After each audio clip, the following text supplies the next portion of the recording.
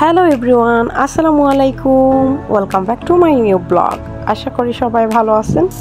আমিও আলহামদুলিল্লাহ এই তো ভালো আছি। আবারও চলে আসলাম দিয়া আলম ব্লগের নতুন আরও একটি ভিডিও নিয়ে আপনাদের মাঝে।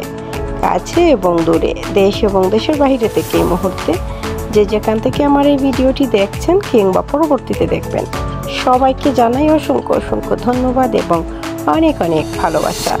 এখানে সকালে ঘুম থেকে উঠেই তেলের পিঠা এবং নারিকেলের পিঠা দিয়ে চা খেয়ে নিলাম। তারপর একটু বাইরের ওয়েদারটা আপনাদের সাথে শেয়ার করলাম।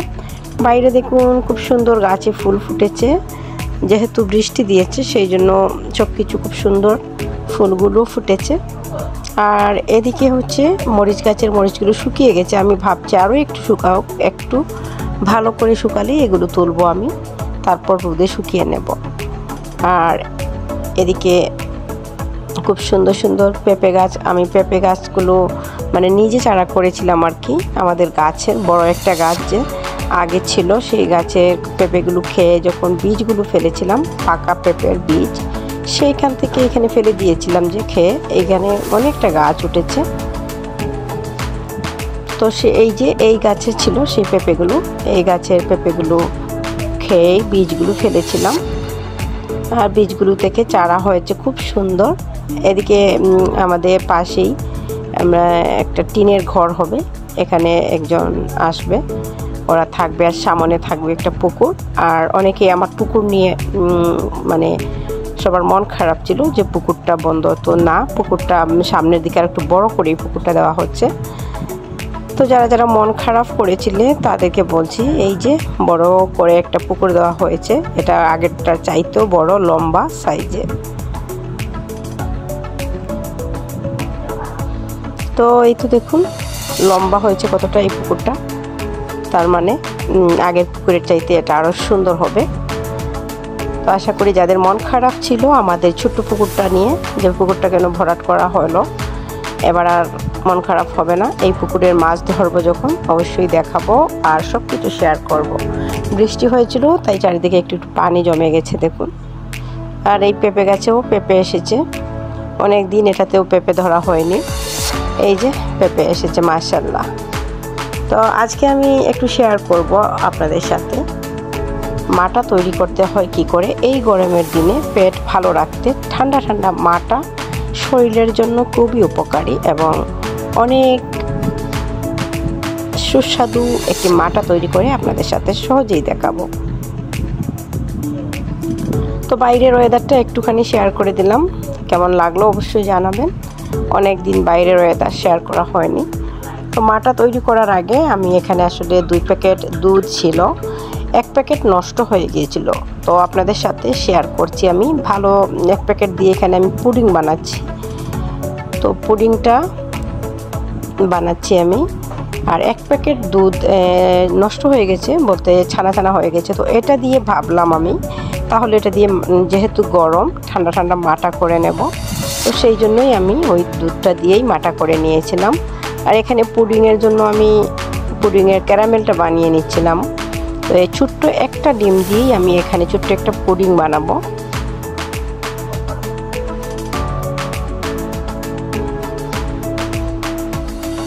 তো 2 প্যাকেট দুধ থেকে 1 প্যাকেট নষ্ট হয়ে যাওয়াতে আমি ভাবলাম তাহলে এটা দিয়ে কি বানানো যায়।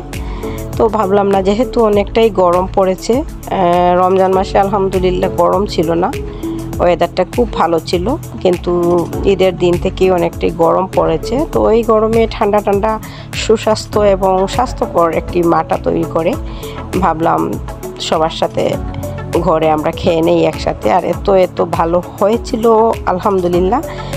ঘরে তৈরি মাটা যে কেউ করে নিতে পারেন একদম সহজেই। এই যে পুডিংয়ের জন্য ডিম আর চিনি মিশ্রণটা আমি ভালো করে মিক্স করে নিয়েছি, আর পুডিংয়ের রেসিপিটা দেখাচ্ছি না, আমি শুধু একটুখানি শেয়ার করলাম। এবার দুধটা যখন ঠান্ডা হয়ে যাবে তখন আমি দুধটা দিয়ে দিয়েছি পুডিংয়ের ডিমের মধ্যে।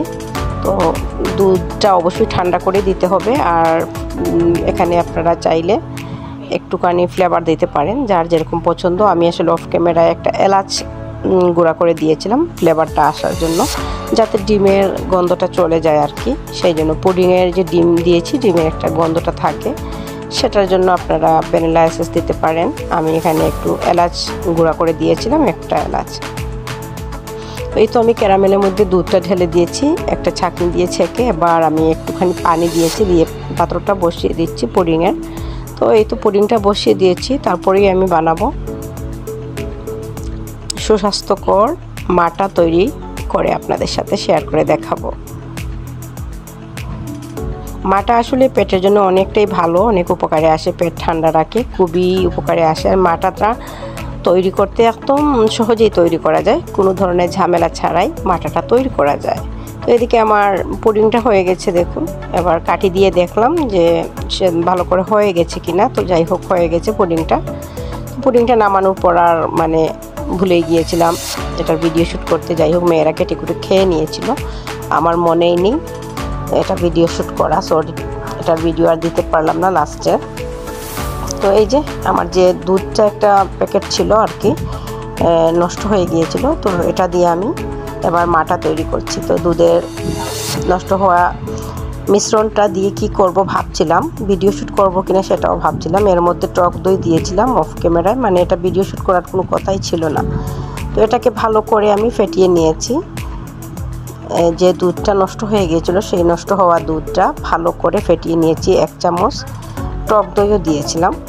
আর এখানে একটা লেবু স্লাইস করে কেটে নিয়েছি, দেখুন লেবুর রস দিয়ে দিচ্ছি 2-4 চামচের মতো। ছোট্ট 2 চামচের সাহায্যে আপনারা দিতে পারেন মেপে, আমি আমার আন্দাজে দিয়েছি। এখানে 2-4 চামচ হবে লেবু রস। চিনি দিয়ে দিলাম আর লবণ দিয়ে দিলাম, আর কিচ্ছু লাগবে না এটা তৈরি করতে। চিনি আর লবণের দ্বারাই এটা তৈরি করা যাবে মাটাটা। আর যদি কেউ বিট লবণ পছন্দ করেন বিট লবণ দিতে পারেন, তবে আমার বিট লবণটা কেন জানি পছন্দ না, সেই জন্য আমি বিট লবণ না দিয়ে শুধু নর্মাল লবণটাই দিয়েছি। বিট লবণ দিলেও কিন্তু লবণটা দিতে হবে। আর এই যে মিশ্রণটা ভালো করে ফেটাতে হবে যতক্ষণ পারেন। আর তারপর হচ্ছে এটাকে অনবরত নাড়তে থাকবেন। আমি কিন্তু অফ ক্যামেরায় অনেকক্ষণ নাড়াচাড়া করেছি। আর পাতলা আপনাদের ইচ্ছে মতো করবেন, ঘন কতটা খেতে চান কিংবা পাতলা খেতে চান সেই অনুযায়ী পানি দিয়ে দেবেন।